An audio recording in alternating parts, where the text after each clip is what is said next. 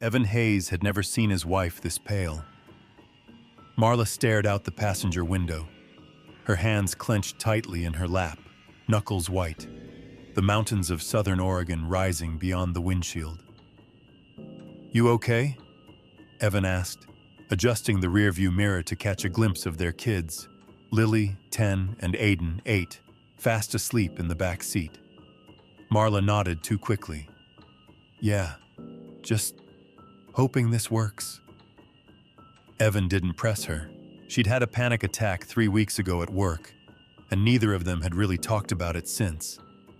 He figured some time off the grid might do them good. Ashwood Forest wasn't even on most GPS apps.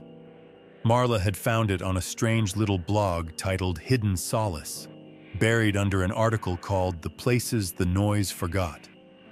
According to the blog, the campground had been a spiritual site for native tribes before it was reclaimed by the woods. Perfect, Evan had thought. Quiet, peaceful, restorative. It didn't even have cell service. When they finally reached the dirt trail marked by an old wooden sign reading Ashwood Campground, 1.5 miles, Evan felt the stress melt away. They bumped along through towering black pines until they reached a clearing beside a winding river. It was breathtaking. The trees stood still, statuesque, as if frozen mid-whisper. The river didn't babble. It hummed low and steady, like a lullaby sung in reverse. The campground was completely empty. No other tents. No sounds but the trees. No ranger in the ranger station. The building was dark, windows dusty. A rusty truck was parked out front, keys still in the ignition. "Weird," Marla muttered. Evan shrugged. "Maybe they're just out on a trail." They set up camp near the river. Lily and Aiden darted off toward the tree line with a frisbee, their laughter finally lifting the tension from Marla's face. "This place feels untouched," she said, leaning into Evan as they finished pitching the tent. "Like it's been waiting." Evan smiled. "For us?" But her smile didn't quite reach her eyes. Later they sat by the fire eating hot dogs and s'mores. The stars blinked into view above the thick canopy, impossibly bright, and the fire crackled like it was glad to be heard. Then Aiden came back from the woods, holding something strange. "Look what I found." He held up a crude little stick figure, no more than 6 inches tall. Twine bound its limbs together. Its head was made from a small animal skull. Marla flinched. "Honey, where did you find that?" "It was hanging from a branch," Aiden said. "There were more, but this one looked at me." "Looked at you?" Evan asked. "Yeah." It turned. "Swear." Evan exchanged a glance with Marla, then gently took the figure from his son. It smelled like smoke and old bones. "It's probably a prank," he said, setting it beside the fire. "Someone trying to creep out campers." Lily was quiet all evening, unusually so. When Evan tucked her into her sleeping bag that night, she whispered, "Daddy, there's a man in the trees. He had no eyes." Evan smoothed her hair. "Just shadows, baby. Just shadows." He told himself the same thing as he zipped up the tent. But he didn't sleep. Not when the trees began to sway, though there was no wind. Not when he thought he saw movement in the trees. And especially not when the little bone and twine figure vanished from beside the fire. The following morning brought no relief. The woods were still, oppressively so. Evan stood by the river, brushing his teeth, when he noticed something strange. No birds. Not a single chirp. No squirrels chittering. No rustle of wings in the canopy. Just that low hum of the river, vibrating through his feet like a warning. Marla was already awake, staring into the woods with a vacant look. "Did you hear anything last night?" she asked. Evan hesitated. "No, did you?" She shook her head too quickly again, just like the night before. Must have been dreaming. But she wasn't the only one hearing things. That afternoon, Lily refused to go near the tree line. She stuck close to the tent, eyes darting toward the shadows between trunks. When Marla asked her what was wrong, she whispered, "The trees are listening." Aiden, on the other hand, had grown obsessed with the stick figure. He tied a piece of red yarn around its neck and began making little replicas with twigs and grass, planting them in a circle near the fire pit. He said they were guards. Marla tried to smile it off. Kids and their imaginations. But that night, when Evan went to light the lanterns, every single one flickered and died, despite being full. They sat close to the fire, a little tighter than usual, silence settling between them like fog. Then came the chimes, soft and high, a dozen or more, jingling gently from the direction of the trees. "Did you hang those?" Evan asked. Marla shook her head slowly. "What chimes?" Lily asked. Evan stood and took a few cautious steps into the woods, but the sound stopped immediately. When he returned, the fire had nearly gone out. That night, the woods came alive, first with footsteps, slow, crunching ones circling the tent. Then came the brushing sound, like a coat sleeve dragging along the fabric. Evan held his breath. Marla's eyes were wide open beside him. She mouthed, "You hear it too?" He nodded. At 3:13 a.m., the zipper began to slide down. Inches. Then it stopped. Evan grabbed the flashlight, hands slick with sweat. He didn't dare turn it on. Not yet. Aiden stirred in his sleep. Then he whispered, "Don't let it in. It wants Mom." Evan's blood turned to ice. Marla's breathing became shallow. She clutched her sleeping bag as if it could shield her from the horror outside. Then, just outside the tent, a voice. Low, raspy, familiar. "Marla!" Not shouted, not whispered, spoken, like someone trying to coax a pet out from under a bed. Marla covered her ears and curled into a ball. Evan clicked on the flashlight. Nothing. But the zipper had moved another inch. He waited, frozen in place, listening.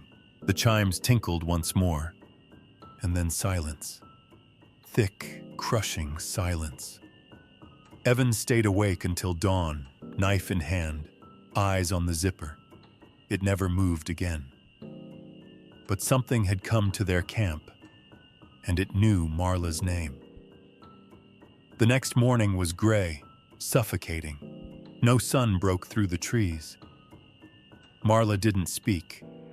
She sat by the extinguished fire pit, wrapped in a blanket, her lips dry and cracked. Her eyes never left the woods. Evan had to do something. The tension in the air had grown thick enough to choke on, and he felt like something inside the trees was waiting for them to fall apart. "I'm going to check out that ranger station again," he said. "There might be a map, or something." Marla didn't answer. The station looked even more decrepit in daylight. He stepped inside, dust kicking up with every footstep. On a shelf behind the desk, he found a stack of rotting papers, and beneath them a journal. The cover was marked with dirt and tiny claw marks. The entries were dated from 4 years ago. A family of 3 had come to Ashwood, just like them. The father, named Daniel, wrote about the peace and quiet at first. Then the voices, the chimes, the symbols. The last page read, "He comes when you listen. Don't listen. Don't let him in." Back at camp, Evan found Aiden kneeling by the stick figure circle, drawing in the dirt with a rock. The lines formed something like an eye, but made from triangles, crossed through with jagged lines. "Where'd you learn that?" Evan asked. Aiden looked up with vacant eyes. "The Hollow Man showed me." Evan's stomach turned. "Who's the Hollow Man?" "The one in the trees. He's made of wood and wind and whispers." That night, everything unraveled. The chimes rang constantly now. Lily sat upright in the tent, eyes glazed, humming a tune they'd never heard before. Then came the scream. Marla, out by the river, barefoot, standing in the freezing water, hands covering her ears. Evan ran to her. "Marla, what are you doing?" She looked at him and whispered, "He's inside. He's inside me." Back at the tent, the fire had gone out, and around their campsite, someone, or something, had hung dozens of bone and twine stick figures. They spun slowly, even though the air was still. Then Lily vanished. 5 minutes, maybe less. When they found her, she was standing alone on the edge of the clearing, drenched from head to toe, her feet muddy and lips blue. She didn't say a word. She just pointed at the trees. Evan followed her finger, and deep between the trunks, half hidden in shadow, something moved. Long limbs, hollow eyes, a figure taller than any man. Watching. Waiting. They left at dawn. No breakfast, no fire, no goodbyes. Evan packed up their gear with shaking hands, while Marla sat in the car, hugging Lily and Aiden close, her eyes flicking to the woods every few seconds. The GPS wouldn't load. The signal was dead. Evan drove anyway, following what he thought was the road out. But the forest didn't end. No matter how far they went, the same twisted black pines loomed on either side. The trees didn't thin. The river still ran parallel to them. The same turn appeared again and again. After an hour, Marla spoke. "Pull over." Evan did. Aiden said from the back seat, "The forest won't let us go unless we leave someone behind." Evan turned in his seat. "What did you just say?" Aiden looked confused, as if he hadn't spoken at all. They reached the ranger station again. Only this time, the lights were on. Inside, mirrors lined the walls, but all turned backward, their reflective sides facing in. Evan flipped one around. He saw himself, and something standing behind him. He turned. Nothing. When he looked back, the mirror was shattered. That night, they tried to sleep in the car. Marla whispered in her sleep, "Let him in. It's the only way." Evan couldn't take it anymore. He stepped out into the woods, holding the journal from the ranger station and the camping knife in the other hand. "Come out!" he screamed into the trees. "Take me. Just leave them alone." The wind howled. The chimes exploded into chaotic song, and the Hollow Man stepped into the clearing. Evan never saw his face, only felt the weight of its gaze, heard the wood creak with each step, smelled smoke and blood. He shut his eyes. Then everything went still. When he opened them, the forest was quiet. He ran back to the car. The road was visible again. They drove. This time, the trees gave way. They didn't stop until they hit I-5 and found a rest stop full of light and sound and other people. They slept in the car that night, and every night since, Evan hears a whisper just outside his bedroom window, soft, deliberate. "You let me in."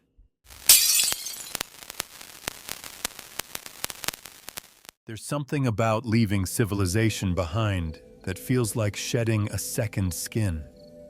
That's how Lena felt as the cracked blacktop faded into gravel, and then gravel into packed dirt. Her phone had already lost signal miles back, but she didn't care. Up ahead, Marcus was driving, the windows down, music low and moody. In the back seat, Noah and Riley were tossing popcorn at each other, laughing too loud for such an empty place. The road twisted through the trees like a snake, shadows growing longer as the sun tilted west. Raven Rock National Preserve had been Marcus's idea. No tourists, no service, no distractions, he had promised. And now, as they passed the last rusty green sign that read Raven Rock, primitive camping only, Lena felt something flutter in her chest. Not quite dread, not quite excitement. Something in between. They passed an odd landmark not listed on any map, a crooked roadside shrine made of twigs and bones, with a rusted sign nailed to a pine tree beside it. Do not stay after dark. The paint had peeled, the letters barely legible. Noah leaned out the window, snapped a picture, and said, "Creepy bonus level unlocked." They arrived at a clearing just before dusk. It was beautiful in the way an abandoned place sometimes is, untouched, too quiet.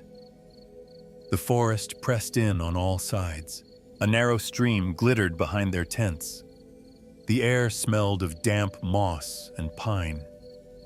They pitched 2 tents, gathered wood, and let the fire crackle into life as night crept in.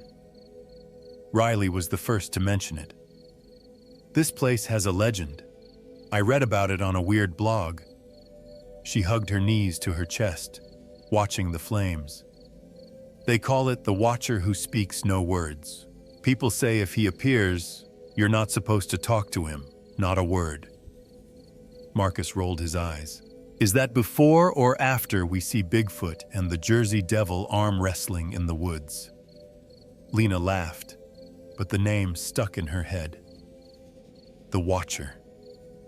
She didn't know why, but it made her skin tighten. Later, long after the fire burned low and the group drifted into their tents, Lena woke to a sound. At first, she thought it was the stream. Then she realized it was rhythmic. Too slow to be footsteps. Too soft to be breathing. But steady, like someone drawing a long inhale just outside the tent wall. She sat up, heart hammering. "Hello?" she whispered. No response. She glanced at Riley, asleep on her side. She unzipped the tent and peeked out. The moonlight cut silver lines through the trees. The clearing was empty, but the forest no longer felt still. It felt watched. She closed the tent quickly. By morning, she convinced herself it was just the sounds of nature. An animal. The wind. Something explainable, but a sliver of that unease remained, lingering. When she joined the others at the fire pit, Noah was already cooking something questionably edible on a pan. Marcus looked relaxed, shirtless, barefoot, whittling a stick. Riley stood by the stream, barefoot in the shallows, eyes closed, humming to herself. "Sleep okay?" Marcus asked. Lena hesitated, then nodded. "Yeah, fine." But something in the woods hadn't gone to sleep. The morning unfolded with an eerie quiet, as if the world had subtly shifted overnight. The light here seemed dimmer, even in full sun. The trees whispered to each other, their branches swaying in a wind that no one felt. Still, the group pushed forward with the plans Marcus had made.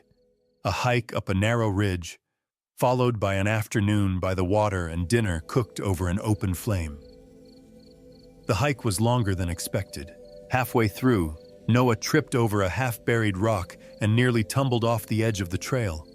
Lena caught his arm just in time. "Jesus," he said, breathing hard. "I swear that thing moved." "Maybe it was trying to get you," Marcus joked, poking him. Near the ridge, they found something odd. A rock cairn, neatly stacked and freshly made. Nearby, carved into the bark of a birch tree, was a symbol. A circle with a line through it, like a silenced mouth. Riley stared at it a long time. This symbol, it means hush in some old lore. My grandmother used to draw it when we visited graveyards. Marcus waved it off. Someone's idea of a spooky hiker prank. Let's move. That evening, as the sky melted into violet, Riley suggested a silent reflection around the fire. To connect with the place, she said. They sat around the flames without speaking. The world shrank to the flicker of firelight and breath. That's when Lena felt it. A shift, like gravity itself had tilted slightly. The shadows stretched farther than they should have. Her skin prickled. Her chest tightened. She opened her eyes. There, just at the edge of the firelight, stood a man. Tall, unmoving, draped in a long coat, head tilted slightly as if listening. His face was lost in the dark, but his outline was clear against the trees. Lena's breath caught. She grabbed Marcus's wrist. He looked. Froze. Whispered, "Who the hell is that?" But no one dared speak louder. Marcus stood, took a flashlight, and stepped toward the figure. The man didn't move, didn't flinch, but the moment the light hit where he had stood, he was gone. Nothing but the trees. Noah ran over, checking the area.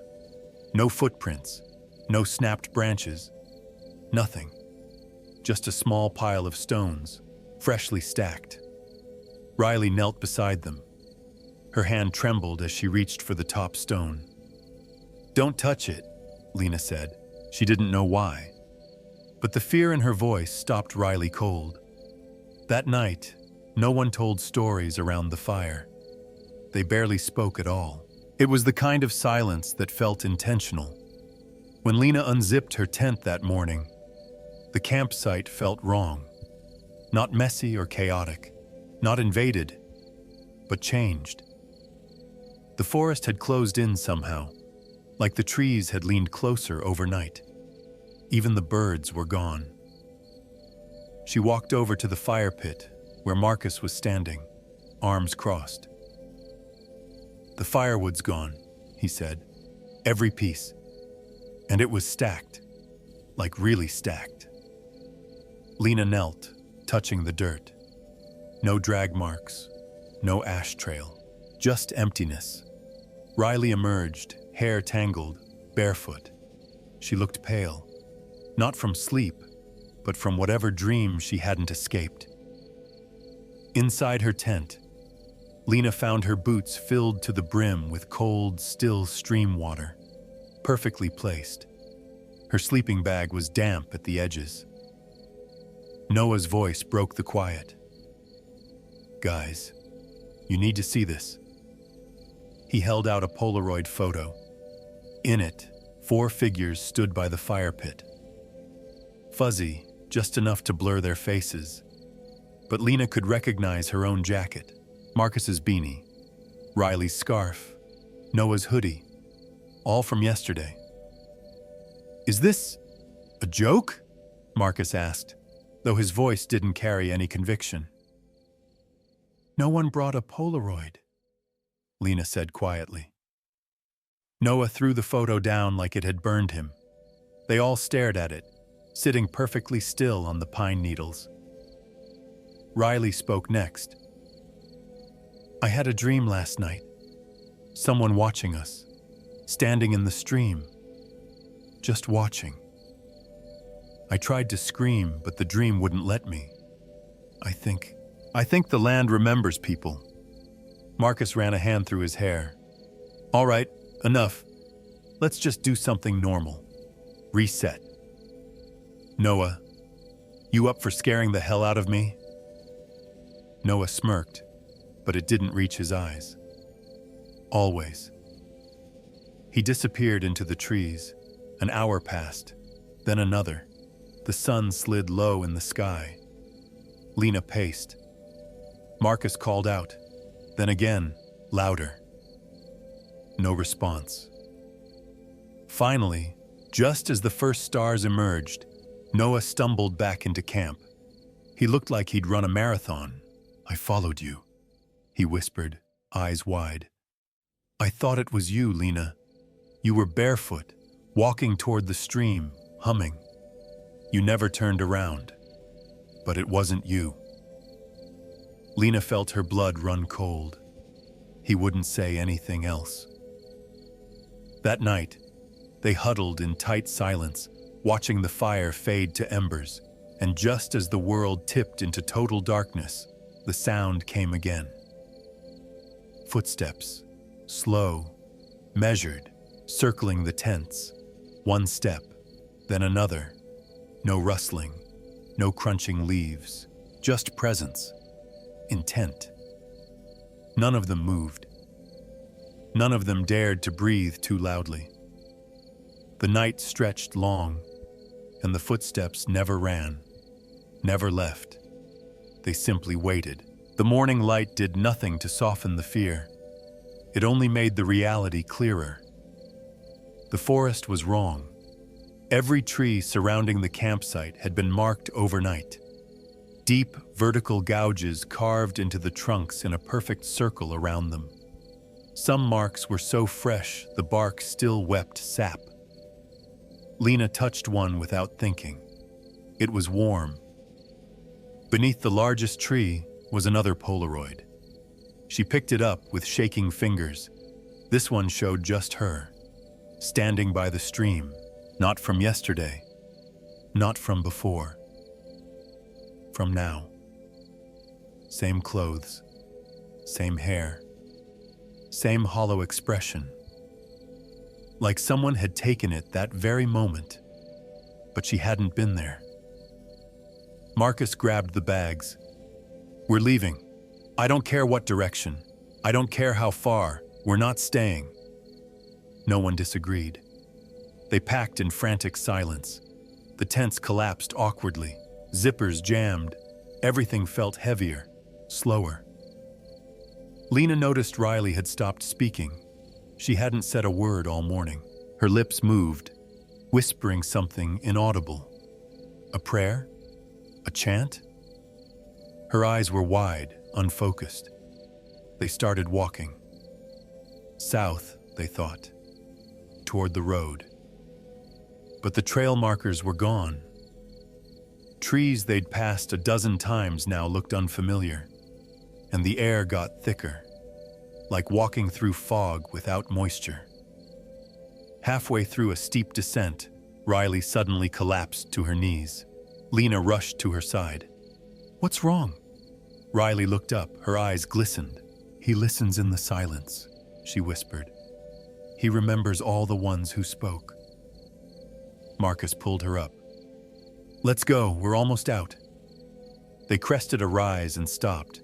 Ahead, standing motionless in the path, was the silent man.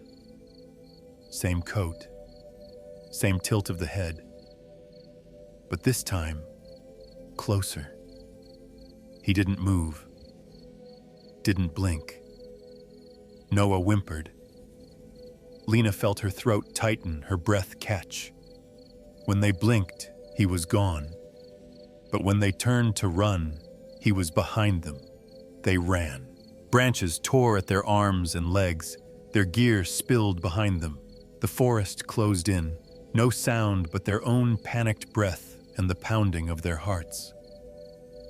When they finally burst through a gap in the trees and onto gravel, Lena almost fell to her knees. The ranger rode. They didn't stop running until they reached the car. Back in town, everything felt surreal. They stayed at a motel that night. No one talked. Riley sat on the bed, staring at the wall. She hadn't spoken again. Lena returned home 3 days later, exhausted, empty. She found it taped to her apartment door, a single Polaroid. Her again, in the woods, alone, eyes closed, smiling, and this time in the background, the silent man stood beside her.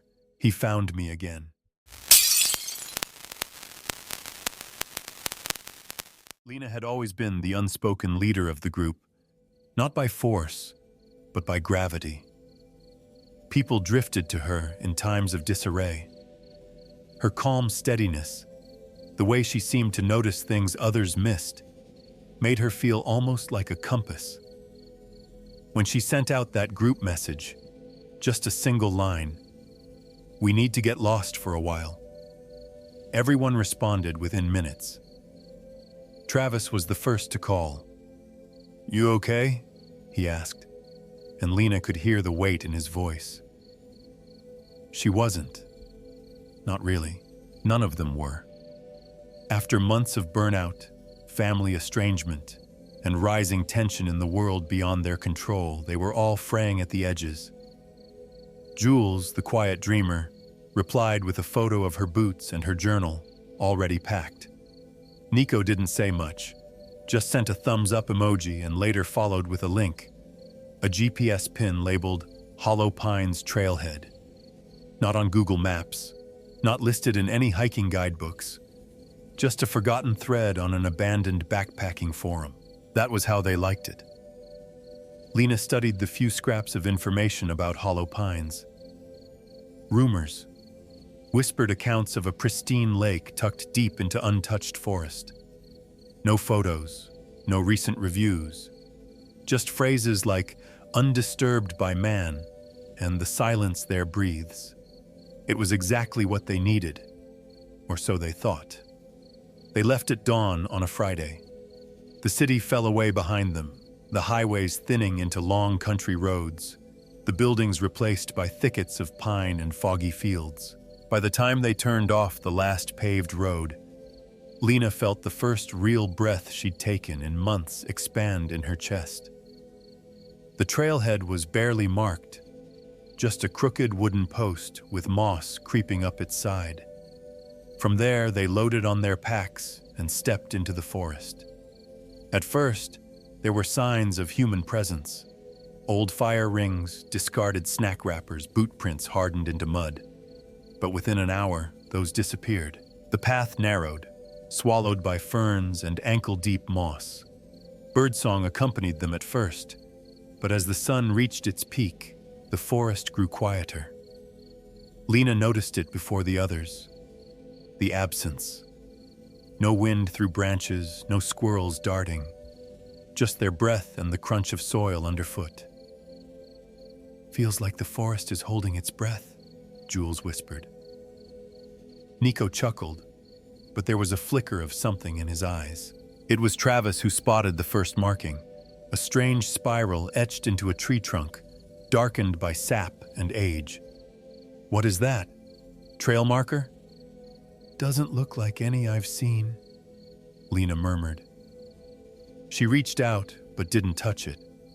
The bark around the symbol was smooth, unnaturally so, like it had been polished. They moved on. When they finally reached the lake, everything else fell away. The water was impossibly still, reflecting the sky in a perfect mirrored sheet. Pines framed the clearing in a semicircle, their trunks thick and dark, like ancient sentinels. The air was heavy with damp earth and pine resin. "This is it," Lena said, almost reverently. "This is exactly it." They set up camp near the edge of the lake, 2 tents side by side, a small fire pit cleared between them. Travis got the fire going. Nico passed around a flask of bourbon. Jules sat cross-legged on a log, sketching the tree line in her journal. For a while, everything was right. Laughter returned slowly, like a language they were relearning. They played cards by firelight, shared quiet stories they hadn't told in years. The weight of the outside world began to lift. But as the stars emerged, crisp and piercing in the remote night sky, Lena felt something shift. She stood at the water's edge alone, letting the cold night breeze kiss her skin. That's when she heard it. A long, low whistle, soft and haunting, drifting from the far side of the lake. It was the kind of sound that didn't belong to the world of birds or beasts. It carried intention. She turned, searching the trees, but saw only darkness. Back at camp, no one else had heard it. She didn't mention it. That night, sleep came in broken waves, the silence pressing into her like weight. Something in the woods was listening, waiting. And the lake, beautiful, still, and perfect, no longer felt like a secret sanctuary. It felt like a trap. By morning, the lake shimmered beneath a delicate veil of mist, its surface still as frozen glass. Lena stood at the edge, hugging a mug of weak instant coffee, and watched her own reflection ripple slightly with each breath of wind. Something about the water unsettled her. It felt too still, as if it were waiting, not resting. The group had fallen into a rhythm. Travis gathered wood, Nico fiddled with the stove and water filter, Jules wandered off with her journal, and Lena tried to convince herself everything was fine. It almost was. The sun warmed the clearing, birds chirped faintly in the distance, and the forest, though vast, didn't feel hostile, yet. That afternoon, they ventured around the lake's perimeter, hiking beneath massive pines that rose like cathedral columns. Jules collected oddly shaped stones, while Nico found a large, hollow log and tried to climb inside. They laughed. For a moment, it felt like the woods were just woods. Then Travis found it. "What the hell is this?" he muttered. Partially buried beneath a twisted root system, a weathered sculpture jutted from the earth, an object carved from dark, rotted wood. It was humanoid vaguely, with grotesquely elongated arms and a mouth carved open in a silent scream. Runes, foreign, angular, ran up and down its form. Travis pulled it free and held it up like a trophy. "That's coming back to camp with us," he said with a grin. "This is some real Blair Witch stuff." Jules's face went pale. "Put it back." "It's just wood," Nico said. "Creepy, sure, but harmless." Lena said nothing, but a chill ran down her spine. She didn't like how cold the air had turned around it, like something in the forest had been disturbed. That evening, Jules seemed off. She barely ate, retreating early to her log by the fire and scribbling furiously in her journal. "I don't think this place is what we thought," she said suddenly. Her voice was small but urgent. Lena moved closer. "What do you mean?" Jules didn't look up. "I had the same dream again. There's a woman standing in the lake. Her face, it's blank, like melted wax. She keeps mouthing something. I can never hear her, but I think she's trying to warn me." Travis rolled his eyes. "It's probably your brain playing tricks. You write horror stories, Jules. You live in nightmares." "No," she whispered. "She's real. I saw her last night. In the reflection." No one laughed. Later, as the fire died down, Lena stood at the lake again. The moonlight skimmed across the surface like silver blades. She knelt and stared into the water. Her reflection stared back, but it wasn't hers. It smiled, and Lena, paralyzed by the wrongness of it, couldn't scream. She blinked. The image was gone. She backed away slowly, every nerve in her body screaming. Behind her, someone whispered her name, but when she turned, no one was there. The morning began like any other, mist curling along the lake's edge, fire embers still glowing in the pit, and the soft rustle of tent fabric in the breeze. But Nico was gone. At first, no one panicked. He was the type to wander off, to slip out early for a walk and not mention it. He'd always liked solitude, called it necessary noise reduction. But hours passed. The sun arced higher. Breakfast came and went. Still no sign of him. Lena called his name into the trees until her throat went raw. Travis paced the camp with rising agitation, checking the shoreline, circling back every 20 minutes. Jules sat motionless, her journal open in her lap, eyes distant. By early afternoon, panic had taken root. Lena and Travis hiked up the narrow trail Nico often walked. It bent through thick pine groves, where the air grew cold and wet, like the forest was exhaling something ancient. "Something's wrong," Lena said. "You think?" Travis snapped, frustration barely contained. "We shouldn't have come here." Then they saw it. A tree, tall, gnarled, stood just off the trail. Embedded in its trunk was Nico's watch, not resting on the ground, not hanging on a branch. It was fused into the bark, like the tree had grown around it. Lena stepped forward, breath catching. The watch was still ticking. They rushed back to camp, hearts pounding. Jules was staring into the fire pit. "He came back," she whispered. "What?" Lena asked, still gasping. "Earlier, I heard him. He called my name." Lena crouched beside her. "You saw him?" "No." Her eyes flicked upward. "But I heard him. I followed the voice to the woods, and then I don't remember coming back." That night, Jules sat in front of the fire, scribbling wildly. Her hands trembled. Her lips moved as if she were speaking, but no sound came. The flames threw strange shadows across her face. Travis leaned close. "Jules?" She looked up suddenly, eyes glazed, and muttered something in a language none of them recognized. Harsh, rhythmic, ancient. When she blinked again, she seemed surprised to see them. "Did I say something?" No one answered. They turned in early, but none of them slept. Lena lay in her sleeping bag, staring at the tent ceiling, listening. Rustling, whispers, then a sharp crack. She shot upright. Flames licked through the mesh of the other tent. Screams, then silence. But when she ran outside, the tent was intact. No fire, no scream, just darkness, and the soft hum of something beneath it all, vibrating in the bones of the earth.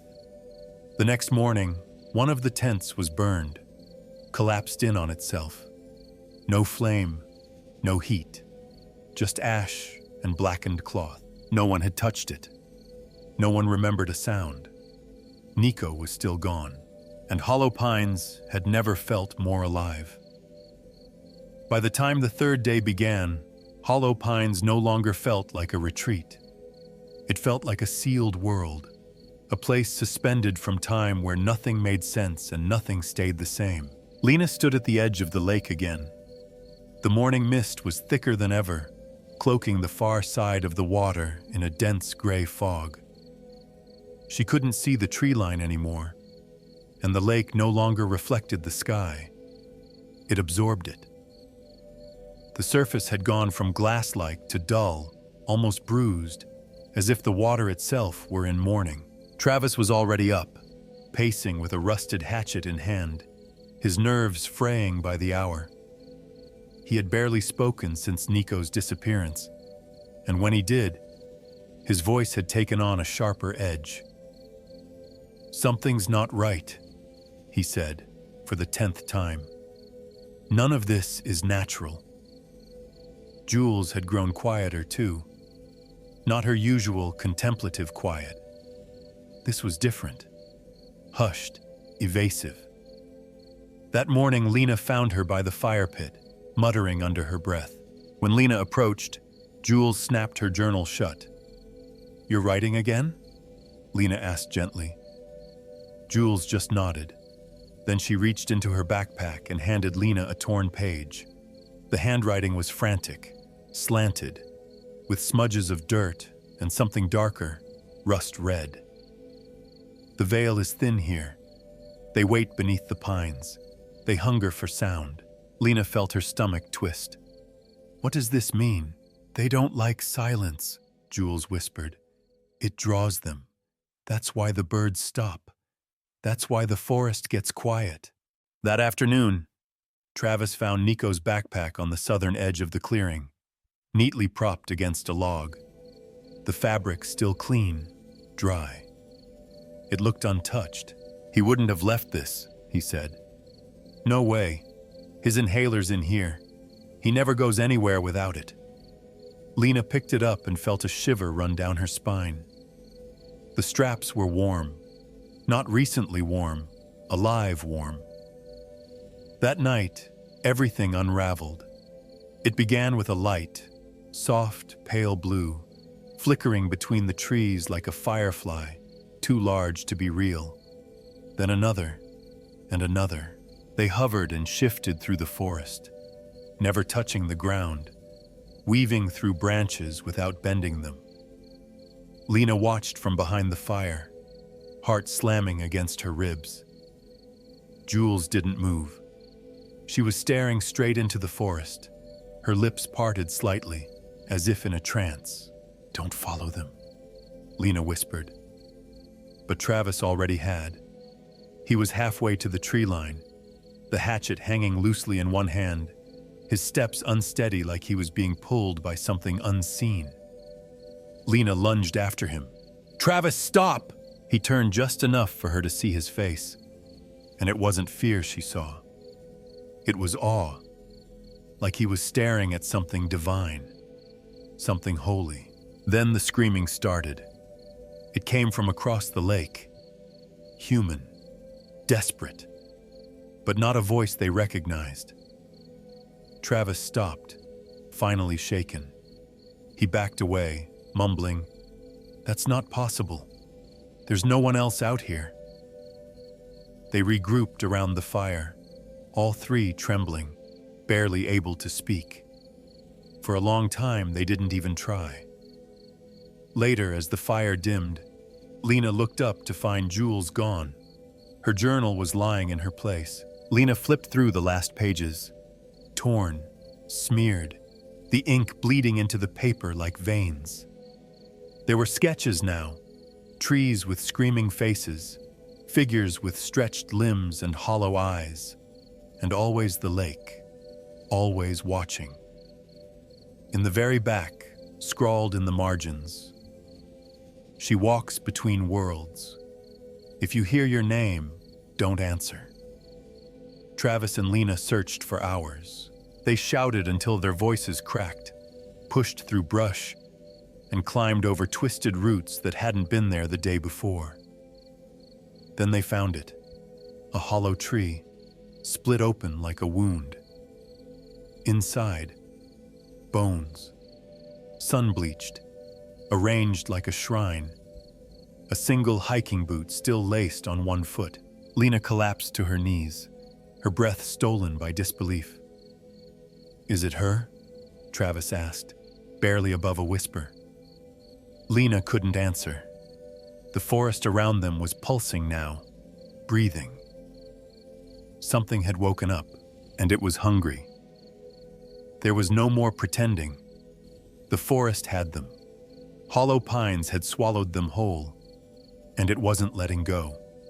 Every tree leaned just a little closer than before, and the air hung thick with invisible threads. Tension, grief, madness. Travis was the first to speak that morning. He hadn't slept. Neither had Lena. "We're not going to find her," he said. Not angrily, not even sadly. Just like a man who had accepted gravity for the first time. Lena didn't argue. Her throat was raw, not from screaming, but from holding everything in. She felt like her soul had been scraped raw by whispers in the dark.